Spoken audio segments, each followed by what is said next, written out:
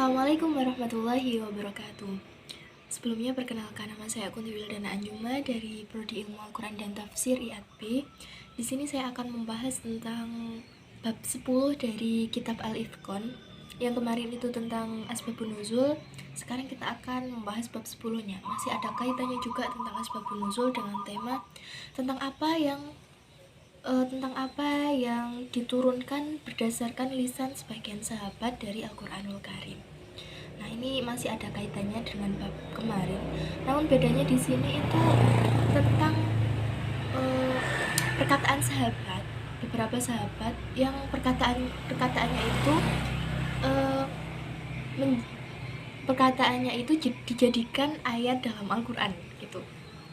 Nah, salah satunya ini ada Muwafaqat Umar. Di sini Imam At-Tirmidzi itu mengeluarkan sebuah riwayat dari Ibnu Umar.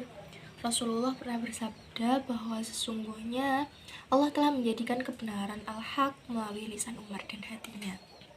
Nah, di sini itu ada beberapa kejadian di mana lisan Umar atau perkataan Umar sendiri itu dijadikan surah dalam Al-Quran.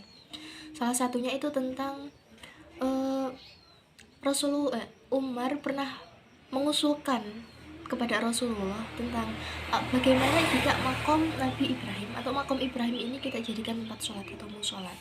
Dan setelah itu turunlah ayat yang sama persis dengan apa yang Umar katakan dalam surat Al-Baqarah ayat 125 yang penggalan ayatnya itu sama persis, yaitu wattakhadhu min maqami Ibrahim musholla.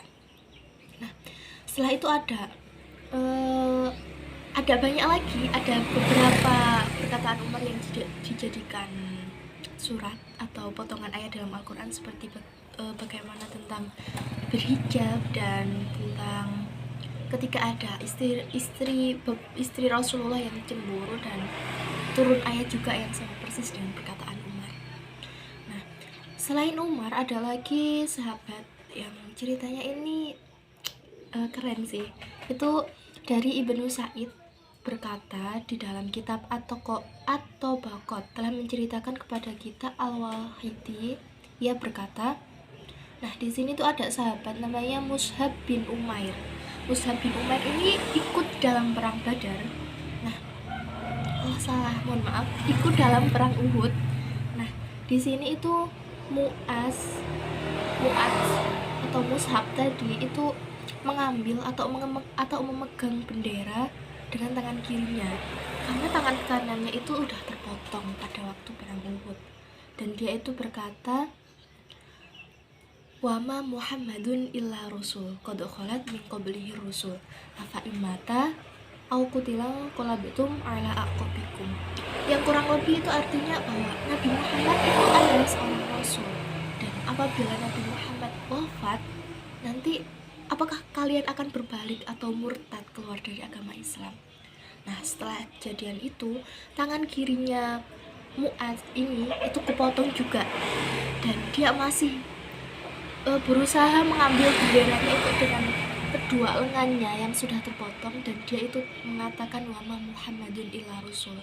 Nah, dari kejadian itu turun juga ayat, yaitu surat Ali Imran ayat 144 yang sama persis dengan perkataan Mu'adz, dan ayat selanjutnya pun itu sama dengan perkataan Mu'adz.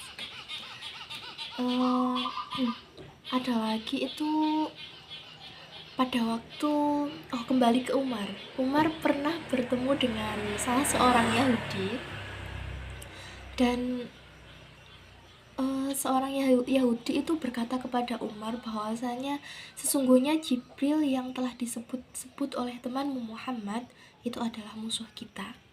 Nah, setelah itu Umar pun menjawab dengan mangkana aduwwal lillahi wa malaikatihi wa rusulihi wa jibrila wa mikala fa innallaha aduwwul lil kafirin. Nah, setelah perkataan Umar itu ternyata turun ayat juga yang sama persis dengan perkataan Umar. Kesimpulannya dari bab ini, ada beberapa ayat yang memang turun itu sama persis dengan perkataan beberapa sahabat. Jadi di bab ini tuh menjelaskan tentang beberapa ayat yang asbabun nuzulnya itu sama persis dengan perkataan sebagian sahabat seperti halnya Umar dan Anas tadi. Baiklah, saya kira cukup penjelasan dari bab 10 ini. Kalau ada kurang lebihnya saya mohon maaf. Billahi taufiq wal hidayah. Wassalamualaikum warahmatullahi wabarakatuh.